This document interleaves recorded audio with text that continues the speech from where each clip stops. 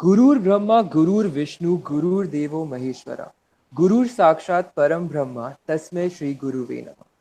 Teachers and faculties all over the world play a very important role in shaping our careers. Right from teaching us to being our mentors to being that special friend with whom we can share our personal problems as well as professional queries, professors help us in every way possible. Joining us today is one such professor whose first class was my class. That is, her first lecture was in my class. A very, very special professor who's played a vital role in shaping my career and my life. We have with us Professor Nilima Panda, who's currently teaching in KIIT University, Odisha. Nilima ma'am, welcome on the show. Thank you so much. Thank you so much, Aditya. How are Ma'am, you? first, I am good, thank you. First of all, it's an absolute pleasure to have you on the show. I've been trying this since a long time, and thankfully you came on board. Ma'am, I have plenty of questions lined up for you today, but before starting with your career as a law professor, tell us about how were you as a student, and when you used to look at your professors from a student's perspective, what did you used to think? Did you think at any point of time that you are going to be such and such professor, or did you have I mean, what kind of professors you liked and what kind of professors you did not like? See, when I'll tell you about my life as a student, I was an above average student. And when it comes to in class, I'm quite attentive when it comes to studies, and I was quite disciplined. I used to go to college every day. So there are different types of, see, it's like I never imagined until my LLB fifth year, I didn't imagine that I will join as join this teaching as I joined this academics as my profession. That was pretty difficult because when I find people, faculty standing in front and they're teaching, that is so that is so difficult. I never imagined that I'll join this profession. And apart from that, this is how I learned from when I was a student. Then only I learned that okay, this is a faculty, this is a person who is teaching. What are the, there are certain negatives. A person can be that much interesting. He can, participate. He can make participate all the students, and they can, he can just he or she can conduct long discussions among students. Otherwise, there are other classes also which are a bit boring in comparison to others. So that is how I learned that okay, so these are the different tactics, these are the different methods that I should adopt in teaching. And that is where I feel that I have adopted all those techniques, and that is how, because of my professors, because of my professors and masters as well, I am in this position right now. Yeah. All right, ma'am. Pretty interesting to know that. So you said that till the final year of your LLB, you did not think that you will become Yeah. a professor. So Yeah. what led to that choice that okay, I think I can go ahead and shape the careers of hundreds of students the way you've done so far? See, actually, it is not that I never thought of that I can just stand and teach. Because, see, there are certain qualities that is required in order to become a professor, become a teacher. That is, first is you need to have a good presentation skill, right? And importantly, you need to be confident enough when you're standing and teaching before hundred of students. So you need to be confident enough, and you need to have patience. I think that should be the priority. Patience is something which is required and which is actually lacking in most of the young generation faculties, and which is very much required. And because of these qualities, I felt that okay, I should give a try. And when I appeared for my clat exam for masters, I was not only focusing upon okay to do a masters, but also there are other examinations for which I was preparing to appear for interviews, which take up law graduates as well. They take up students through clat. So after that, during my once I got through clat, and I got through an NLSIU Bangalore. Thereafter, when I did my masters, and during that time I took up an internship for 1 month in teaching internship. Then I got to know, when I taught students, then I got to know that okay, so I can be good in teaching. And if I can just make them understand really well, I can make them things easier, then that way I felt that I can just try for teaching instead of going for corporate, because corporate anytime I can switch, and teaching experience is something which any other sector they can just hire people having teaching experience. So that's why I felt that teaching will be one good thing that suits me. Yeah. All right, ma'am. Ma'am, a little known fact about you is that you were Yeah. all India rank 45 in Yeah. common law admission test for Yeah. your LLM, Yeah. Yeah. which obviously led you to National Law School of Yeah. Bangalore, which Mhm. is the top-notch LLM provider in India. How did you prepare for an LLM CLAT, and how is it different from CLAT for graduates? The thing is that CLAT for graduates is very on a preliminary level, right? You don't have the hardcore law there, but when it comes to, you just have a bit of reasoning and a bit about contracts and the basic things that is required, because of course you have come up after your schools, right? Schooling. So when it comes to for master level, if you're preparing for the CLAT examination, that is pretty difficult, I would say, pretty tough. And for that, you need to prepare, you need to plan properly. And it's not, you have to, it's not that you can just go to, you can just prepare for 10 days, 15 days, and you can sit for the examination. No, because you have again negative marking there, and you have to mostly focus upon the jurisprudence part and constitution part. So you have to plan it accordingly. And brushing up memory of all the 5 years, whatever you read in your 5 years LLB, all those things are important. It's not specifically into constitutional jurisprudence that you can focus on just two subjects, but overall you have to cover each and everything, like even your family law, international law. So you have number of subjects for which you have to prepare for, and that is why planning, you have to do the planning from very before. In fact, I would suggest that in your final year itself, if once you start with your final year, generally people don't attend classes, and that is one thing that is there with every university. Generally in the final year they will go for internship, they are working semesters, and they don't actually go to classes. They have a lot of time to prepare for the class, so they can do that. They don't need a break actually. How generally people go for 1 year break and then they drop 1 year and then they go for preparation. That is not required. You can easily prepare this for your CLAT examination when you are in the final year. So I would suggest you not to waste your time dropping down for another year for the CLAT, but if you prepare it in your final year itself, then of course you are going to crack. I mean, it's not, of course, that difficult like your judiciary examination that you cannot. You can do it very easily, but it's just that you have to plan really, really well. You have to focus more on constitution and jurisprudence. That is why whenever you're reading your constitution, making notes, starting from preparing proper notes for constitution and jurisprudence is very, very important. Yeah, and after that you can. It's not that difficult. After that makes easy. Yeah. All right, ma'am. So please tell us that was there a? I mean, you said that it's not. It's okay that you continue preparing for CLAT Yeah. during your final year. So was there Mhm. any particular strategy that you followed, or did you just went ahead and started No, reading everything one by one? no. The thing is that see, when I prepared for my CLAT examination that time in 2014, the CLAT pattern was a bit different in comparison to what is the pattern right now. So if you see the difference between the pattern, ours was 100 marks was objective. That is sorry, 50 marks was objective and 100 marks was subjective. So 50 marks subjective is from constitution and other 50 marks is from jurisprudence. So accordingly, preparing for subjective is much more difficult in comparison to that of objective. And when you think about subjective, again you have to read each and everything. It's not, the difference is not like till now also you have to prepare the same. The competition is quite high right now. You have negative markings as well.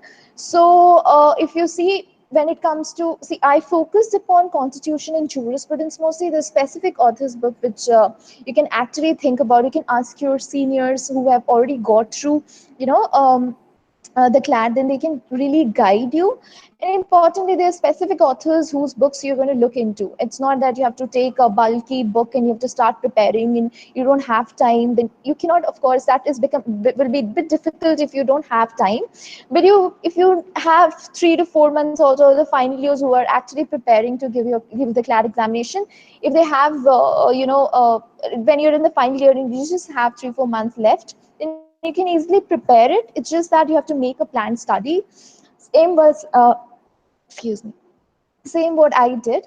Like you just have to focus on constitution and jurisprudence. Constitution is still easier to prepare in comparison to that of your jurisprudence. Juris is something where you have to mug up a lot of things because of the statements, because of the different theories. So you have to remember a lot of things. So that is why it's better if you prepare notes and then you remember. In fact, if you can join, if you're in the final year of your college and you can join some good institute also, coaching institute, that would be better. Because what generally happens in the final year, people generally don't actually they don't sit and study for hours and hours. So what they do is they generally they think that okay, in the last months they'll do it. But it's better if you join a coaching or an institution where you can get an actual person you can study, and then that would lead to you can score well. It's not that difficult. It's just that a proper planned study is required, and you can focus more upon constitutional jurisprudence. Yeah. All right. Okay, Yeah. great. Ma'am, were there any other institutes that you applied as well? I mean, apart from giving CLATs, did you apply anywhere else uh, too? for masters. For masters, Yes, actually, yes, yes, for masters. yeah, actually, I got to like I didn't apply that time during my LLB. It was only the CLAD that I applied for. But after that, I applied in few foreign. Like after I got through 1 year LLM, I thought that I'll go for a double masters, which is actually really good. If you get one master's degree from India and one from abroad, that is really good. But that is how I applied in the university. I got through also few colleges like University of Amsterdam, but because of the financial constraint, I couldn't got through that college. I didn't I didn't go through that particular college. But the only thing is that there are different colleges who has got this opportunity. They give you an opportunity. They give you scholarships as well. It's just that I got half scholarship. That's why I didn't intend to. I was actually planning for a full scholarship. So there are other colleges also where you can easily get through when it comes to masters in different places, different foreign colleges. Uh, Apart from that, it's just that you have to think, if you're applying for a foreign university, then you have to apply it in your final year, fourth year end, or in your final year. You cannot be much more late than that. If it goes beyond that, then again it's quite difficult to get through. So all the applications start from the fourth year end itself, so you can apply there, because the application process, it takes on a lot of time. And apart from that, you have to be ready with, if you want to apply for your masters, you need to abroad, then you need to have some a research paper or something that you've published, or some experiences, something you've done for your society. So all these things are required for you in order to get through a good foreign university. So research, publications, mood experiences, your participation in the parliamentary debates and MUNs, these all things are really, really required. And of course, your CGPA is something which is also is just equally important, because in the foreign universities they also look into good grades. So in order to get, and it's not that if you do not have any restraint on the finance, then you can, of course, I must tell you, you should go and get through a foreign university. But if you have any financial restraint, then you can apply for a lot of scholarships are available. You can just go and visit the different websites which are there, which talks about the different scholarships, and how can you get through those scholarships. Then you can go through that, all the funding assistance that has been provided by the different institutions as well. You can look into that. So if I would suggest you that if you're not cracking the CLAT examination, if you're not, if you don't get a really good university here in India, then you should apply abroad. And I don't think it would be that difficult to get into a university abroad. So it's better rather than going into any other private university, doing an LLM in any of the private university. It's better if you go through any foreign university. Yeah, All right. yeah, Ma'am, I have a question from Bhavish, who's personally texted me on WhatsApp, and yeah, he's asked that NLS offers a course called Masters in Business Law, which is MBL, yeah, yeah, yeah, and apparently it's a distance education course. yeah. Now, can this course help us to get into one of the top tier law firms as it has and he's double quoted it, NLU TAT? Is it worth Yeah. pursuing this course or LLM is a better option? LLM is always a better option, I would say, I would suggest. But if at all, see, as this is a distance education course, then in that case, if you're working, say, after your LLB, if you're working in a, say, you are, you're practicing with some lawyer or you're working somewhere, that experience will, of course, give you the freedom to join a firm, I would suggest. LLM, when you say doing LLM from a good university from LSIU, it's of course good. But if you want to join a firm, I would rather suggest if you can just go and practice somewhere, and side by side you are doing any such course, any such diploma course, or any such masters in business laws or any other course you're doing it, that is equally will add to your CV. So I would suggest, if you want to do this, if you want to get into a good firm, then it's better that you practice in some other, you practice with some lawyer, you go and read you go and just gather all the information which is required, all the knowledge which is required for the preliminary things. When you go to a firm, they basically asks you all the preliminary things that is required in order to become once you become a lawyer, like how to file a particular petition, how you are doing it, all those things, that is basic things in your CPC. All those things you will get to know when you will practice with a lawyer. So I would suggest that if you want to join a good firm, don't just jump into and just start with all the interviews, right? That is one thing which you can do side by side as well. But if you can just join with some lawyer and see how the basic practice goes on, how this starting from the lower court, how it goes on, all those things, once get thorough with, then you apply to a firm, then you apply to a top tier law firm or a second tier law firm, then you can easily get through it. And talking about all these distant courses, all the diploma courses, it is, of course, yes, if you're doing it from and actually I don't think it is really important that you have to do it from NLSIU or NALSA. But then you can take up any diploma course. Don't just look into what is the college that it is offering, but you look into what kind of just the subject, the curriculum of the course curriculum. And after that, you talk to your friends, you talk to your seniors, how relevant is that, how much it is required. And apart from that,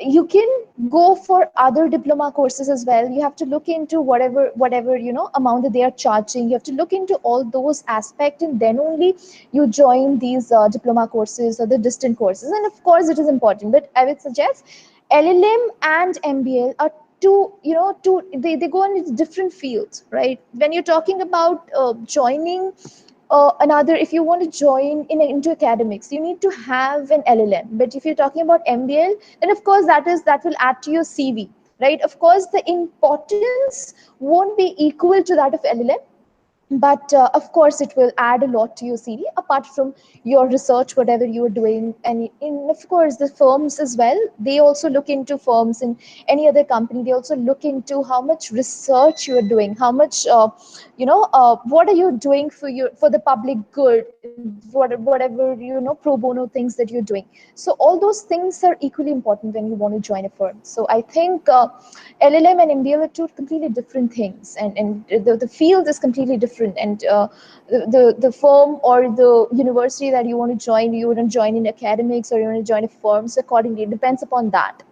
Yeah. All right. Thank you so much, Nilima ma'am. I hope that answers your question, Bhavesh. We are very sorry today in Goa. The weather is a little weird, and thus we are not. We are having a lot of network congestion here today. So, if in case there are some problem in the network, please bear with us. We are extremely apologetic about it. Ma'am, I'll talk about how professionally. I mean, there are a lot of people who are of two perspectives. Either Yeah. they should pursue an LLM after 1 or 2 years, Mhm. or they should immediately first go for LLM and then pursue their whatever professional aspirations are. Which one do you think is better? I would suggest if you can just go after your graduation, a student should, or a person should take up practice or take up some practical experience before joining your LLM. So if at all, or before joining into academics, so if at all you are graduate now, you go and practice in every different field, because even in academics, once you come and teach students, what is the most important thing here is to tell your practical experience. You cannot just say, for example, if you're into teaching tax, if you're interested in tax or any kind of corporate law, right?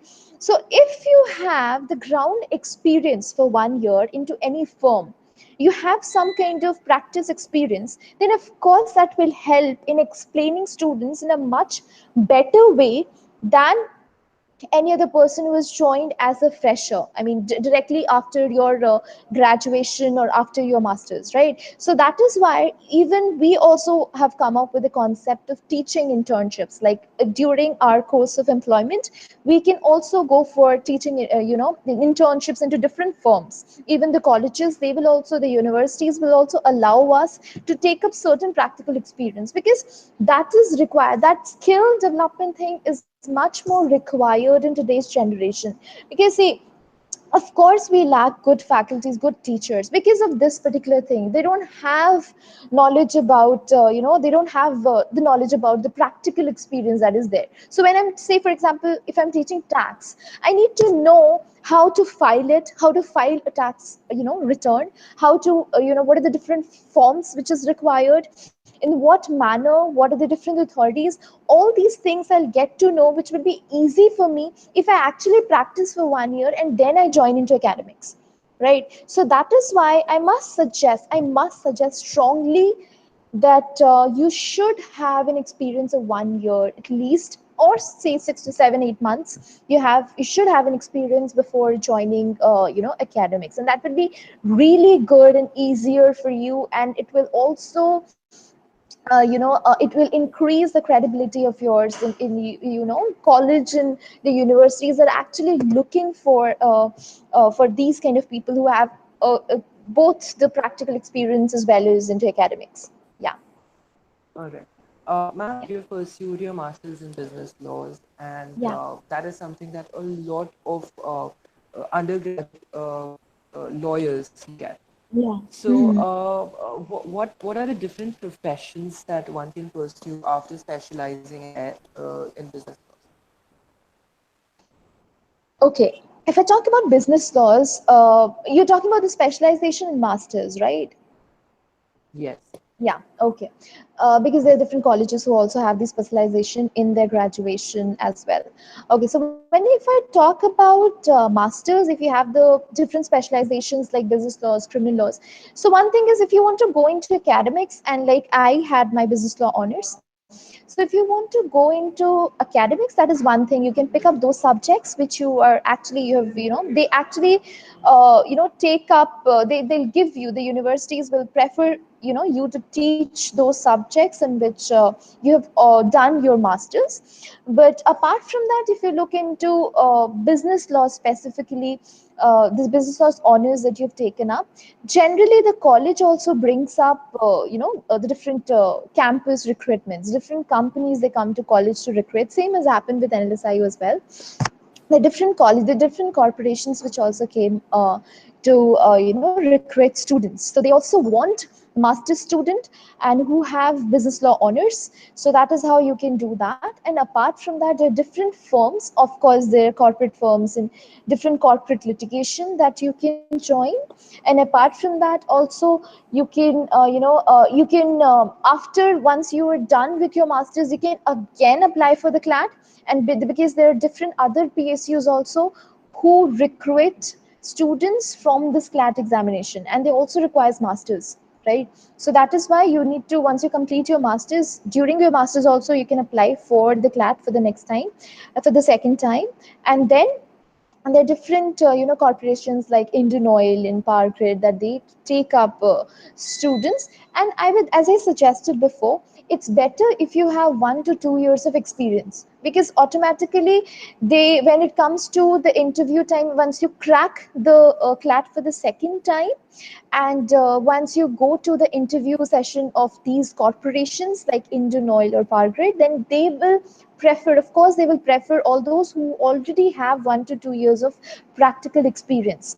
So that is why I'm strongly suggesting, if it's good that you have, a practical experience, and then you do your masters, right? And then you apply for again another LLM, another CLAT examination.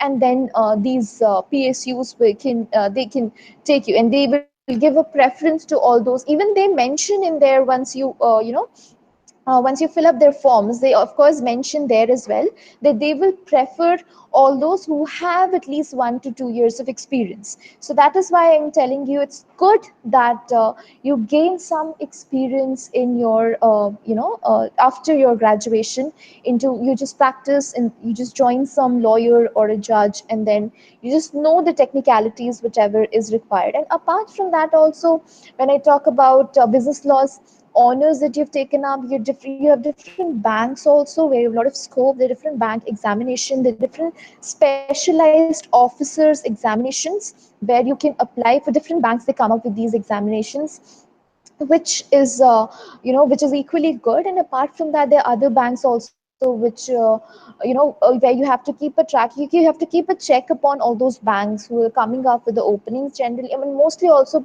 at times banks, they do not have the opening is it is they actually don't publicize the opening, but still you have to keep a track upon all the mail IDs and all the contacts so that you can apply there at proper time. And apart from this also, the different other things where you can join, like say for example an asset reconstruction company, ARCs. If you are actually interested into securitization, then you can join the different asset reconstruction companies. And the different 8 to 9 asset reconstruction companies where you can join easily. And of course, see, when I talk about joining after LLM in comparison to after LLB, that would be, it becomes a bit difficult if you want to join in a firm after your LLM. If you're doing, even if you're doing it from a really good institution, it becomes very difficult, because they want they want a practical experience. If they do, they, irrespective of whatever LLM you've done and whatever experience you have in your research, they, what they want is a bit of practical experience, how you can handle different matters. So that is why I suggest you to, I strongly suggest that you should join some firm or some lawyer, and after that only you do your masters, and after that you apply for these different fields that are available for you. Yeah. All right. Ma'am, we have a Yeah. question here from Sarang, who asked, what if someone's primary aim from the first year itself of college is to get into into academia, and how to go about it, and does it matter if you go for an LLM in India or abroad?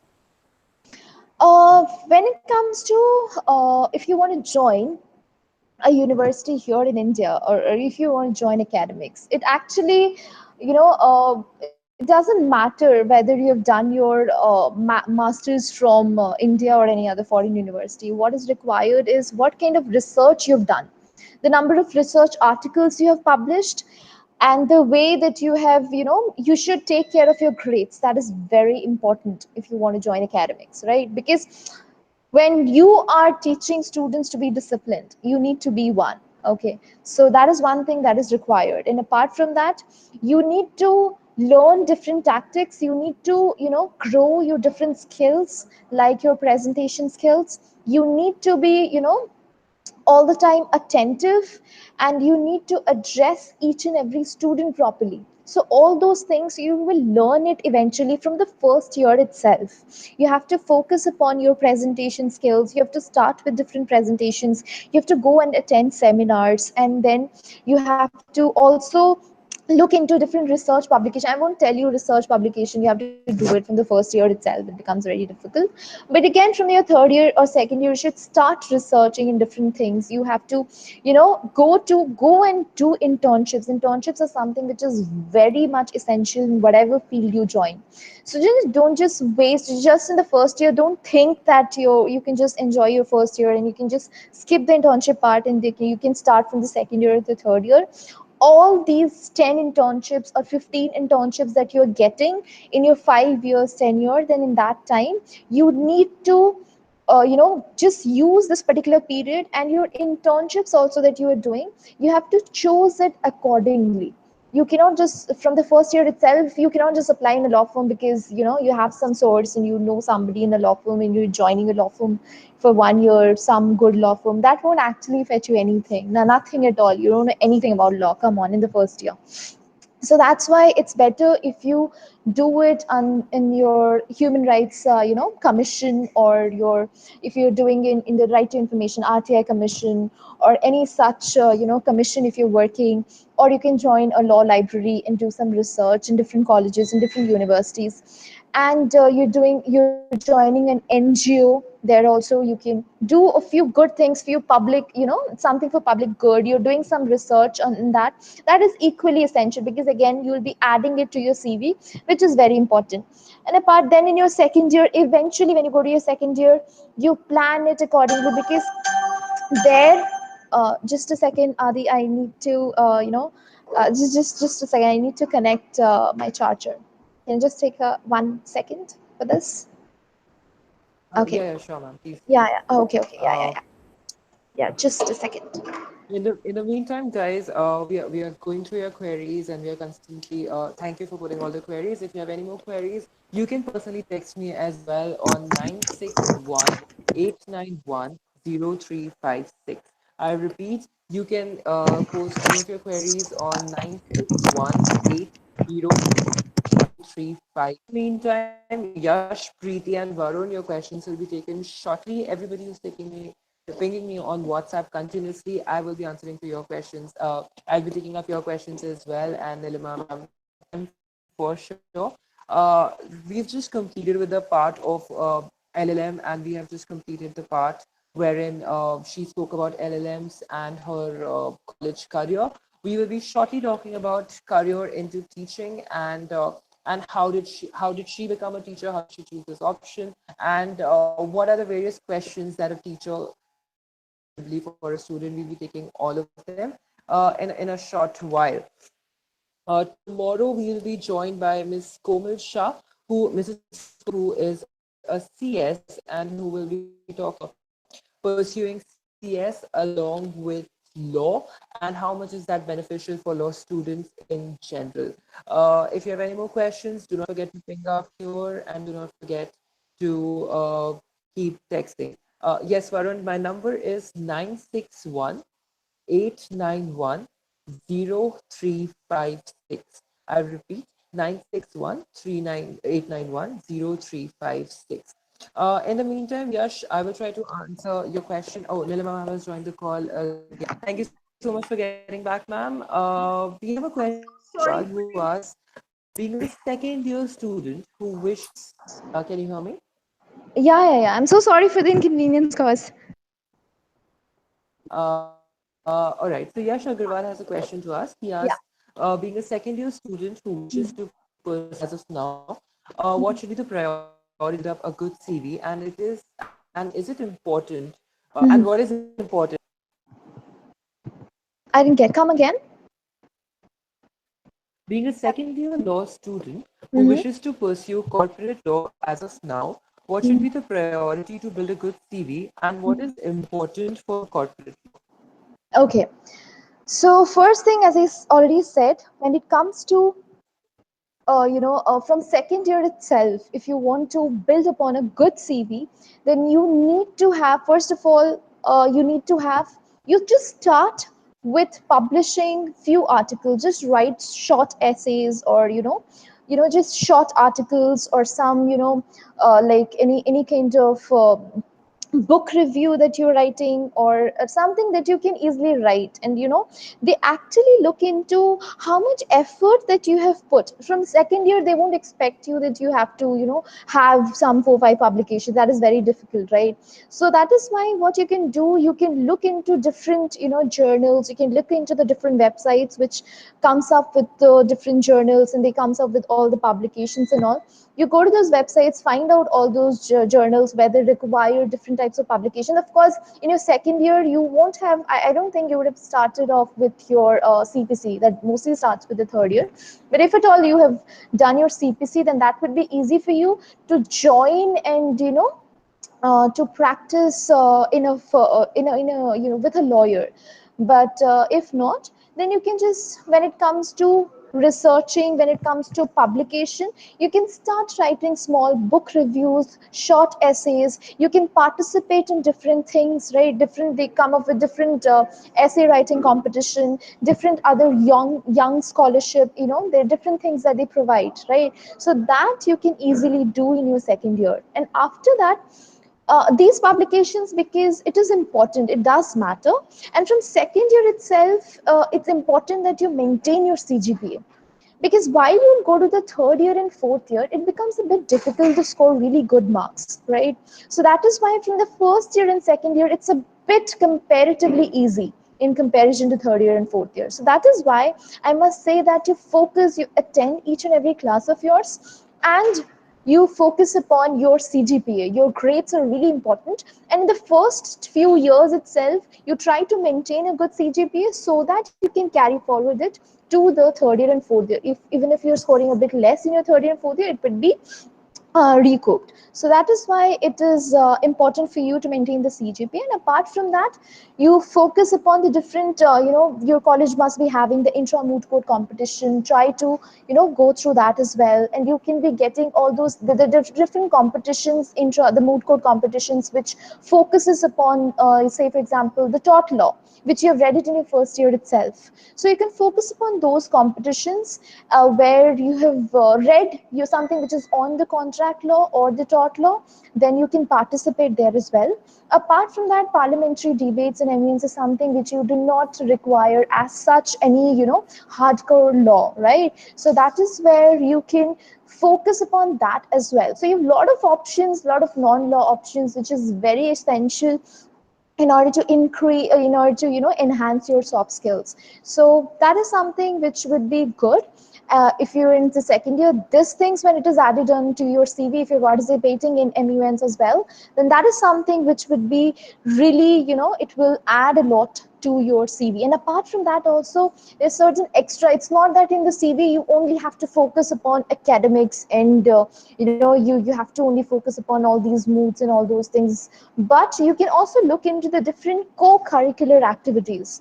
That is something people always feel that, okay, that is not that important. No, it is equally important, right? If you are really good in sports, then you should do it, you should actually do it. And if you're good into dance or singing, all those things adds up to your CV, and that actually shows that you are actually interested into different fields, but you still manage to really score well and do each and everything. So that is one thing which is required.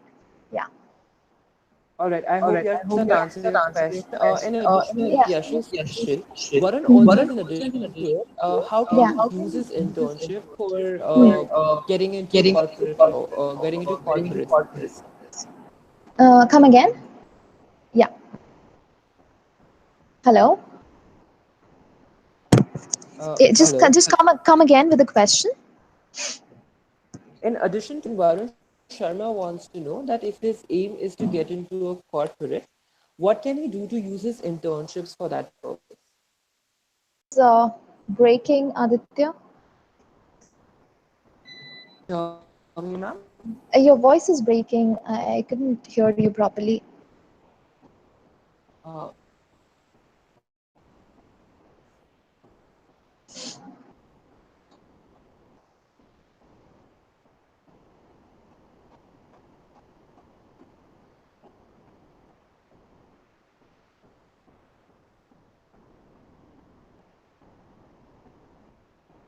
Are you able to hear me now? Yeah, yeah, yeah. Yes. All right. So this is in furtherance to Varun's question. Sorry, Mhm. Yash's question. That if Yeah. Varun's aim is to get into a corporate, what can he do to use his internships for that purpose? Okay, he's in which year? I want to know. You have the information about that? No? Uh, Varun Sharma wants to know that if his aim is to get into a corporate, Yeah. what can he do to use his internships for that purpose? Okay, see, if you want to go into, okay, you're asking about what kind of internship you want to get into and what are you going to do in that particular internship. See, when you are joining, when you're appearing for an interview of any corporate firm, they will first go through your CV, whatever things you have mentioned in your CV in brief. And you should be very much thorough about each and every word that you have mentioned in your CV. They can ask you anything, whatever deed you have, drafted, starting from any deed, starting from any section which you have mentioned, right? So that is why you need to, whenever you're doing an internship, you need to be very much focused. Don't just do an internship for the sake of doing an internship for enjoying in that particular city where you are there for 1 month, but you have to focus upon the different, the work that they are giving you. You should, regularly ask them, and you should take their guidance. You should properly, know the basics and fundamentals. When a firm is coming to recruit you, they're not going to ask you any difficult question. They will always ask you the basic fundamental question which we fail to answer, because we all always focus upon all those technical and difficult questions, but you forget what is the basic. So that is why when you're joining any, any internship, if you want to join any internship, you should, once you start with your work, you should know the basics. If you started off with working on some matter in, say for example, your negotiable instrument act, you're doing something on that, you should know the basics of what are the negotiable instruments, what are the things that is there, what are the negotiable instruments in India. You have to focus upon all the basic things, and then only you move on to the technicalities, right? So that is one thing which is very much essential. And you should have a good rapport with all the firms. You should make sure that when you leave that particular firm after your internship is over, you should make sure that they you have a very good impression. What people generally do is that they somewhere pick up some fight with any, associate, or they do that. I usually come across all those things, and that is why they come into they're blacklisted, or their university can be blacklisted. So that is why you should see to these things. Generally first years and second years or third years, they do this, right? So that is why you should make sure that after you, and once they come to final year, they actually become serious. They think that, once they come to the final year, they think that okay, that this is done, I'm done with all my, enjoyment, and I'll actually move on to a different world altogether. Right. So that is why from the second year, from the third year itself, you should know first thing how to behave in a firm. And once, just remember that once any of your activity, any of your attitude, just it's something which is against them, once you're blacklisted, then you're gone actually, and that is a very bad impression. And when you are actually going to a good firm, if you also at times require a reference letter, right? So you can, or a recommendation letter, so you can get that from those firms itself, from the different, associates that you worked with. So you need to have good contacts, you need to build in good contacts in order to get into a good firm, and just focus more on the basics or the fundamentals, that I would suggest. Yeah. Well, I hope that answers a lot of questions of Varun, yours as well as Preeti, who wanted to know can a person stick to just internships if they are not interested in moods. I think if in an internship you're able to create an impression, you're able to do well, and you're able to make a rapport with people with, and of course when your basics are clear, getting a corporate job intern is not difficult at all. We'll go a little off track here because there is something specific that has been asked. I know for a fact that you are an LLM yourself, and this is in regards with PhD. But Prateek Sarangi wants to know, after doing PhD in law, is there any scope to join any corporate as a legal counsel? Yes, of course. You must have heard that in different companies there are different, mostly they're from the field of law. Whoever sits in the higher position, like in the top position, they are somewhere at some point of time they were lawyers. Many of their instances, right? So when you talk about after your PhD, once you get your doctorate, it is actually it opens a lot of fields, and these firms, they require the ground, at times they require the ground knowledge, and the knowledge that we have after we complete our PhD in that particular field, that is quite vast, right? And in comparison to any other person, even if you're working as an associate or any other person, once we do a PhD in a particular field, we have done a lot of research in different, we have made a comparative study with any other different other countries, right? So that is why, of course, the corporates, the different corporate houses, the different companies, they crave for these people. And so there are a lot of the scope when it comes to law. The scope is actually wide, and you have lot of things that you can actually experiment during this 5 years. That is when I say, doing an internship, you should diversify yourself. You should take up different things. It's not just you just have to work in a law firm all the time. No, you should go and work in a bank, and you'll see how things are going on. You should go and you know do an internship in a company or an in-house, and you will see how things are going on there, where you'll be focusing upon only the cases in that particular company, that particular house, right? So that is where you will get to know each and every. You should go for a litigation as well, right? Where you will feel, when you will come to know, okay, you're very good in arguing, or you're very good in convincing the judge, or in these. So that is why you need to try out the different fields. You cannot, of course, try out after once you're done with your LLB. You have to move into some field. So that is why it's good that you try all these things during your LLB or your masters as well. So I must say that, of course, after PhD, you have a lot of options. And once you're done with PhD, it means that you are actually achieved quite a lot in your life. And that's why, I mean, the scope and your the credibility increases quite a lot. So you have a lot of options after that. All right, Pratik, I hope that answers your question. We have a question from Kabir who asks, how difficult is it to how difficult is it to transition to becoming a practicing lawyer after being a law professor for a few years? Can it be a drawback that people may face? Aditya, actually, your voice is breaking. Can you come in again with the question? All right, to know that is it difficult to get into practice once Yeah, you started teaching already if you gain yeah. certain teaching experience? Hey, yeah, of course. Why not? The thing is that if you're talking about the transition, I must tell you, I'm in the same position. I have never practiced as such. It's only that I learned all those experiences in while I was doing my internship. So when you're talking about shifting from academics to teaching, one thing is that so shifting from academics to practicing or joining a firm or a company, it is the thing is that it would be, of course, a bit difficult. First thing is that after you have a teaching experience, so somewhere you have the knowledge, the core idea about the subject. And if you want to join into any firm with that specific subject, say for example, I'm teaching taxation law. If tomorrow I want to go for a tax practice, they will consider my experience for 2 years. That would be, of course, difficult for me because I'll start a new field altogether.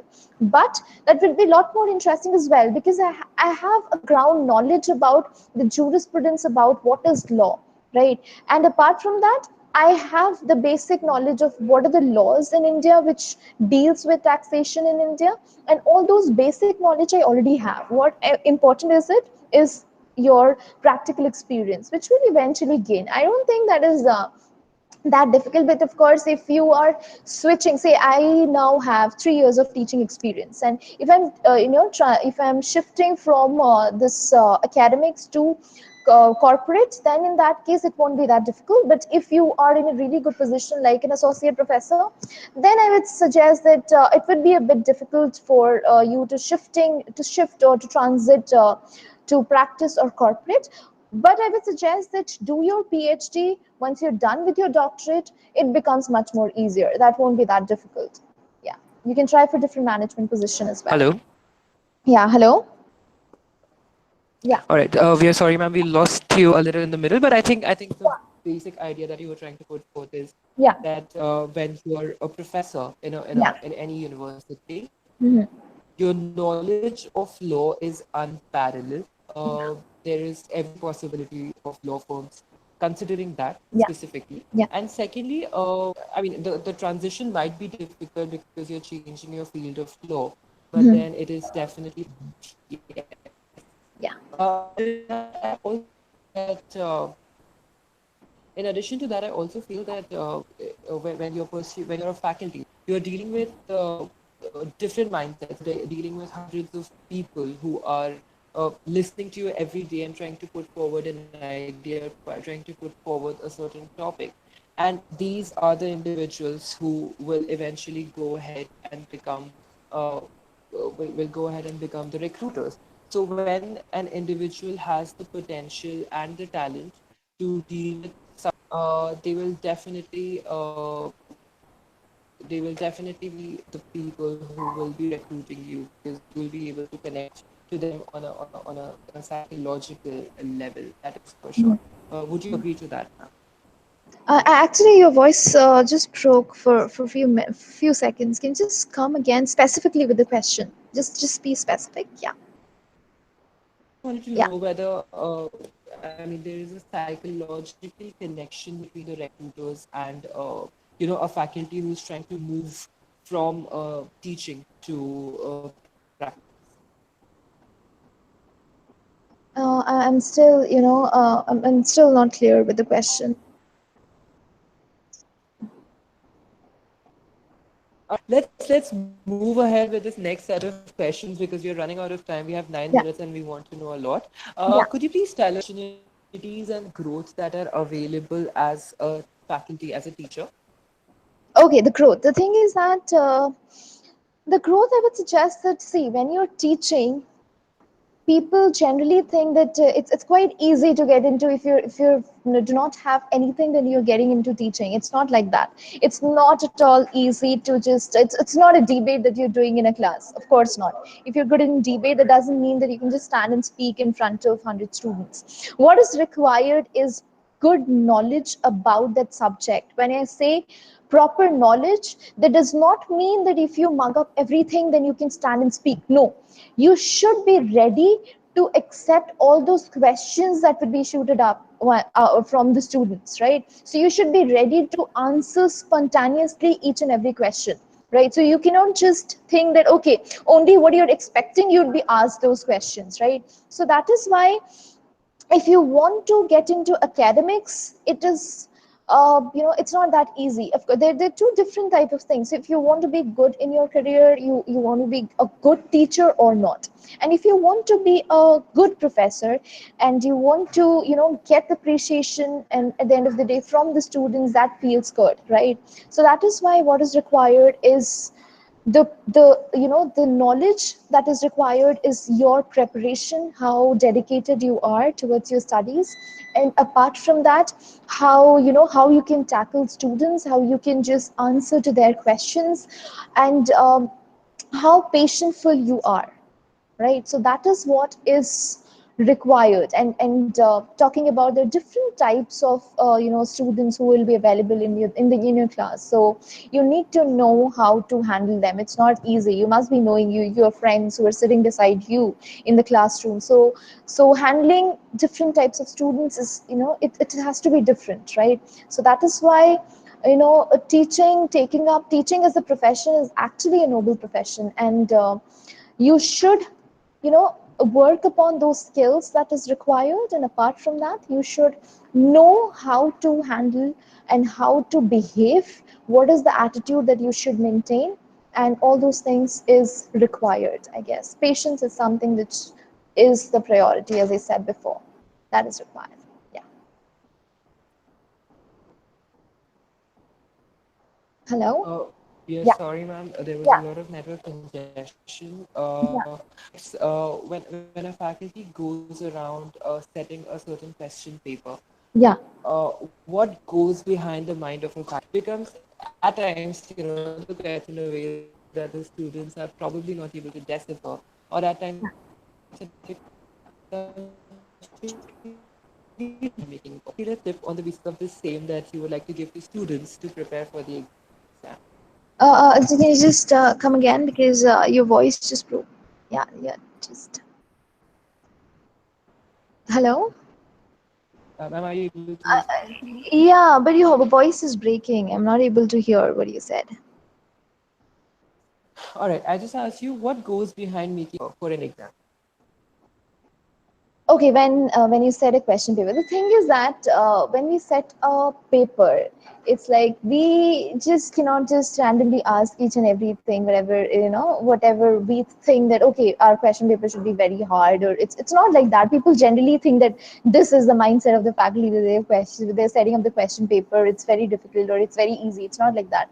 We have to, when you are talking about an ideal question, then it should be a mix of, there are three different categories we have to look into. For all the below average students, we have to set according to them also. So we have to set some questions which everybody can answer, right? Which is generally a compulsory question.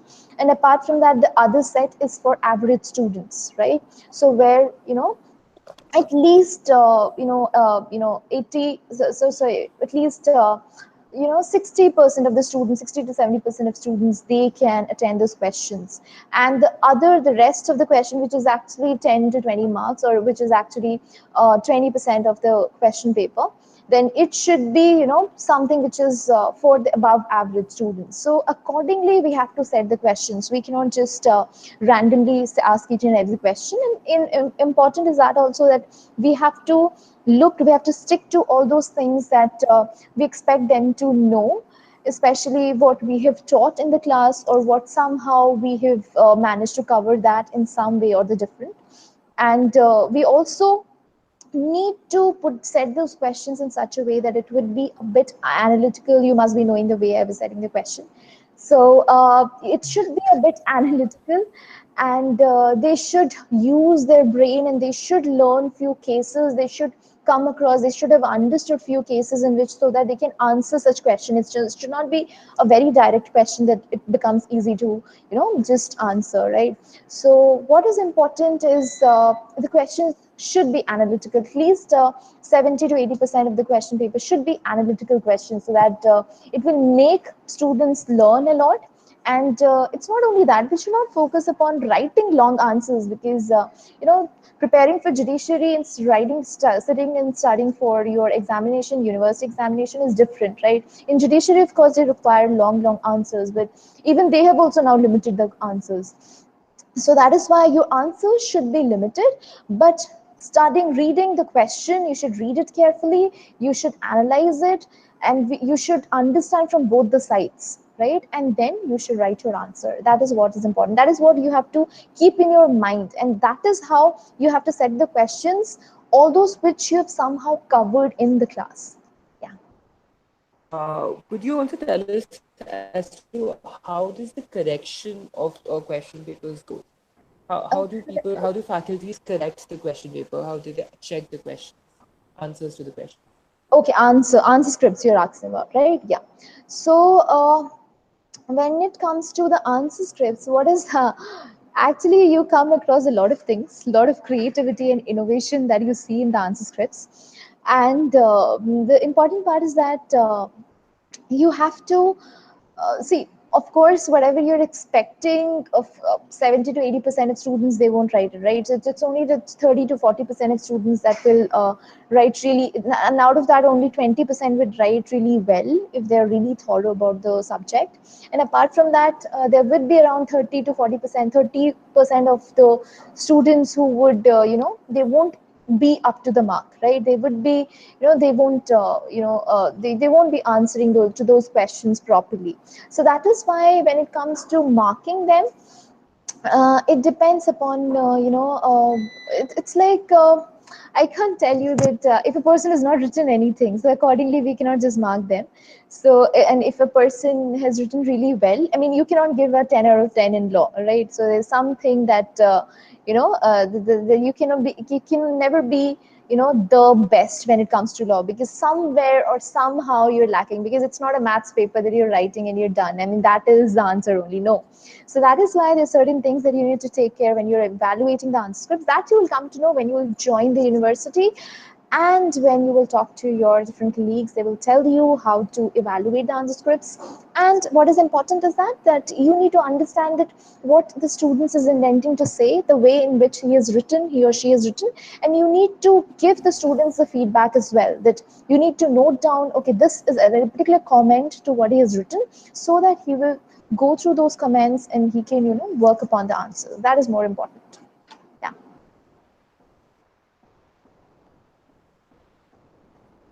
We still have a couple, but unfortunately, we are out of time. I will send a message and I will personally ask Professor Nilima Panda to answer that question. However, having said all of this, we are extremely, extremely apologetic for all the technological and the network congestion we faced today. We will try next time that it does not repeat. Thank you so much, everybody,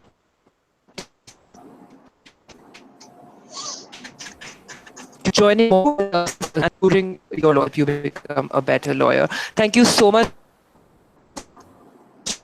ma'am, for joining.